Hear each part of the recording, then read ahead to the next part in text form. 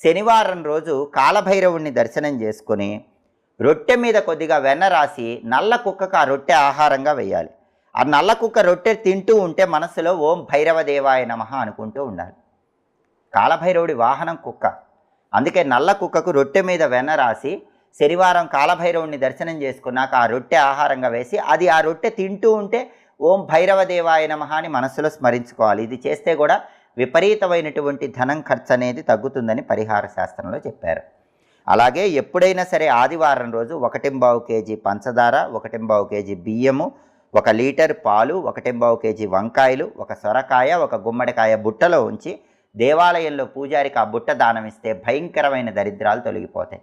విపరీతమైన ఖర్చులు తొలగిపోయి సంపాదించిన ధనం నిలబడుతుంది. ఈ పరిహారాలు చేసుకోండి, దరిద్రం తొలగింపజేసుకొని ఖర్చులు తగ్గింపజేసుకోండి. నిత్య జీవితంలో మీకు ఎదురయ్యే అనేక రకాలైన సమస్యల నుంచి బయటపడటానికి